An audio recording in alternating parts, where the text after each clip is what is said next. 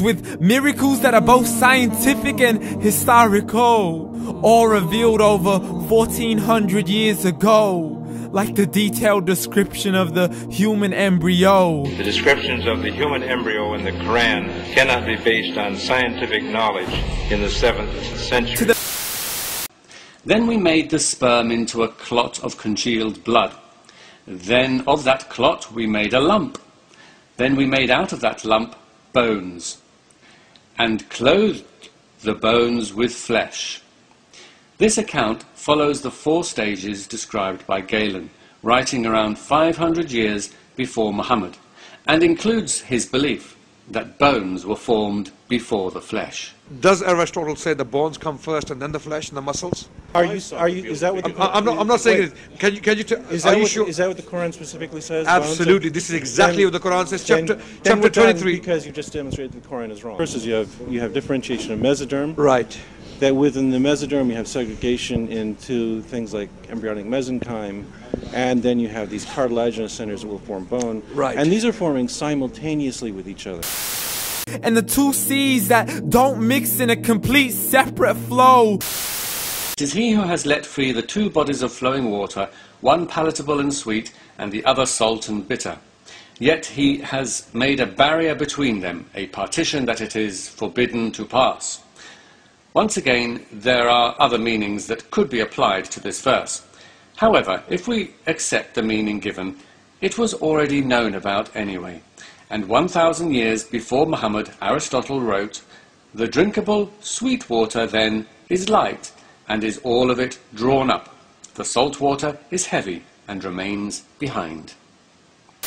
To the planets in orbit, alternating night and day as they stay in flow. It is he who created the night and the day, and the sun and the moon all swim along, each in its rounded course. This verse clearly reflects the view current in Muhammad's day that the sun, moon and planets all move around the earth. There is absolutely nothing in this verse that suggests anything else. The expansion of the universe and the creation of everything from H2O. We have built the heaven with might, and we it is who make the vast extent thereof. Firstly, this verse is not talking about the universe, it's talking about the sky. And secondly, it makes no sense to suggest it means God is expanding the universe after the verse has just said God has built the sky, past tense, since the universe was already expanding 9 billion years before the sky was formed. To the stories of the past and the preservation of Pharaoh.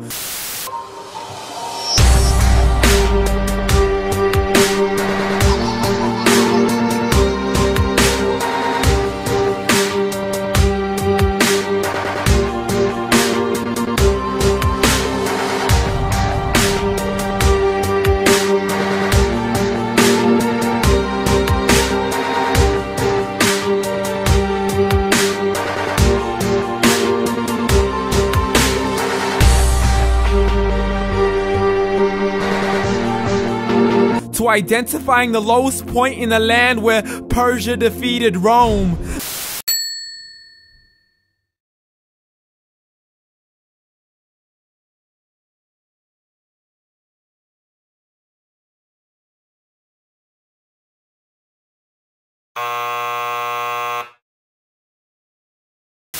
The gushing fluid that created man in the glands between the ribs and the backbone. And the writings of Aristotle, Hippocrates, Galen and others describes these things long before the Quran, and the Quran is simply drawing on knowledge that is prevalent at the time.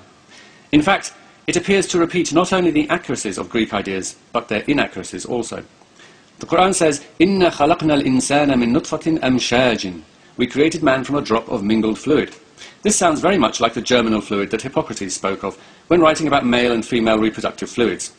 The Quran also says, خُلِقَ مِن مَاءٍ دَافِقٍ يَخْرُجُ مِن بَيْنِ الصُّلْبِ وَالتَّرَائِبِ. Man is created from a drop emitted, proceeding from between the backbone and the ribs. This description reflects the view of Hippocrates, common in the 5th century, that semen comes from all the fluid of the body and passes through the kidneys on the way to the penis. We now know that it comes from the testicles. not a word has changed, it's still the same. So let me see if I've got this right. Muhammad died, and no one had compiled the Quran. The people who had memorized large sections of the Quran were sent into battle by Abu Bakr, and they were slaughtered. Muslims lost a ton of the Quran that day. Abu Bakr didn't want to lose any more, and so he had Zayd ibn Thabit put together what was left and compiled it into a manuscript. And soon thereafter, people started compiling their own manuscripts, and large disputes began to happen over what should be included in the Quran. Ibn Masud had only 111 chapters in his Quran, while Ubay ibn Ka'b had 116 chapters. And Zayd, who compiled today's Quran, only had 114 chapters. According to Muslim sources, entire chapters of the Quran were lost. Large sections of chapters have been lost. Individual verses have been lost. And in the end, Uthman put together what he could, put out his own official version of the Quran, and burned all of the evidence. So please explain how all this was known over 1400 years ago.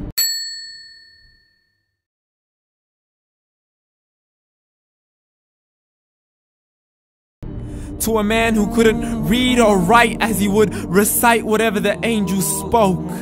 And if you still don't believe, please try to come up with something that's even close.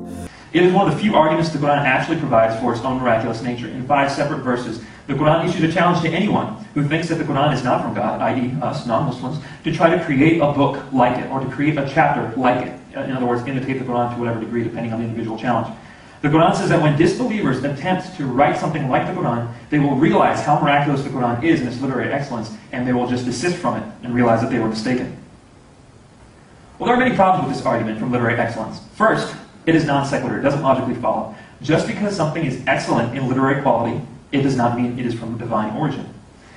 Second, we have inconsistent application of this criteria. If Da Vinci or Shakespeare or Mozart said, hey, make a painting like mine, or write a play like mine, or make music like mine, otherwise you have to admit I'm from God, no one would believe them. We wouldn't say that they're of divine origin. Certainly no Muslim would.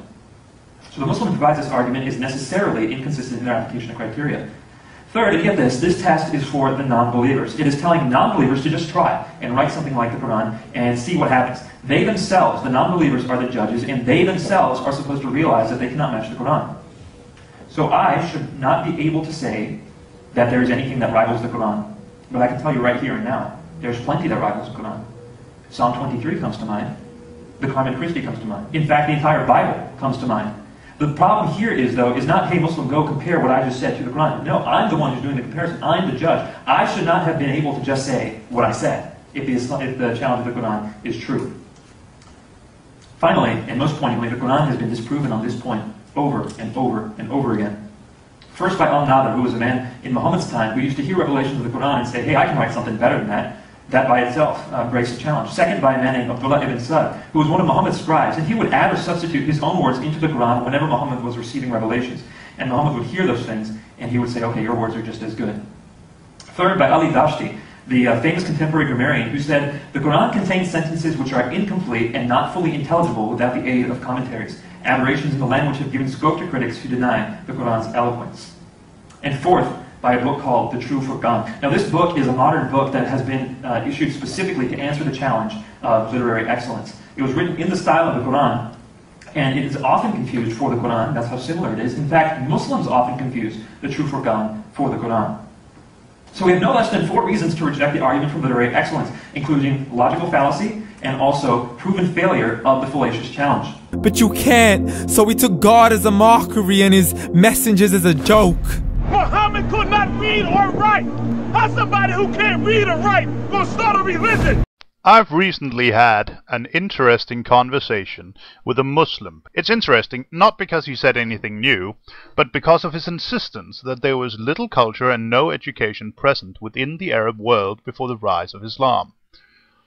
Of course, the way this entered into the conversation was with the usual ridiculous claim about so-called science in the Quran. Embryology, specifically. And when I pointed out that Hippocrates and Galen had already described the same thing to a similar level of detail 1,000 years earlier, I got the expected response. Mohammed wasn't educated, he couldn't even read. And here's where I call bullshit. He may not have been able to read, I don't know, and frankly, it doesn't make any difference. I know the Muslims are for some reason very happy to claim that Mohammed was an uneducated hick with no culture, although their reasoning for this quite eludes me. But it is a fact that Mohammed was a merchant, and as such he must have had dealings with people from all over what was then the known world. It is also a fact that many places in the world, including the Arabic Peninsula, had great oral traditions at the time, and it isn't until within the last millennium or less that we've come to see the ability to read as a requirement for an education. And at the time, the ideas of Galen and Hippocrates were widespread far beyond Greece. Throughout the entire Roman Empire, medicine was practiced by the standards set down by those two, among others.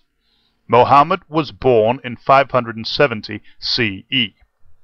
At this time, the Byzantine, or East Roman, Empire still covered the Mediterranean coast of the Middle East, the Sinai, Egypt, and North Africa, all the way over to Carthage. The Persian Sassanid Empire covered the east coast of the Arabic Peninsula, as well as the entire northern half of it, all the way into what is today Iraq, bordering up to the Byzantine Empire, and following the coast of the Arabic Peninsula all the way down to what is today Yemen. Claiming that Mohammed conducted no trade with either of these two great empires throughout his life is simply ignorant. And claiming that he could not have gotten all these so-called scientific facts that he put in the Quran from the widespread knowledge available within these two empires, where we know for a fact that all this information was common knowledge, is just stupid.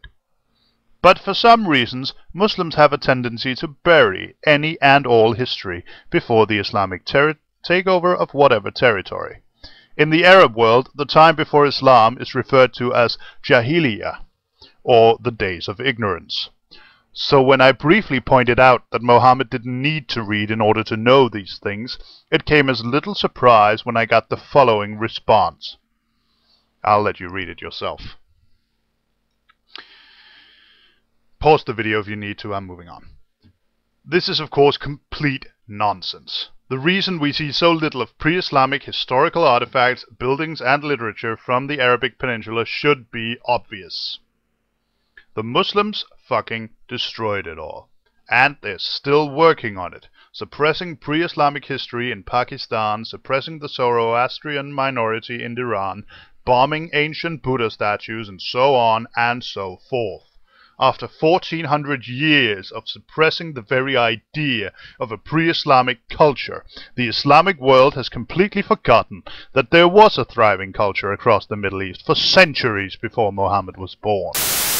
If you disbelieve, read, and don't let that day be the first day you find out what your life really means. Read.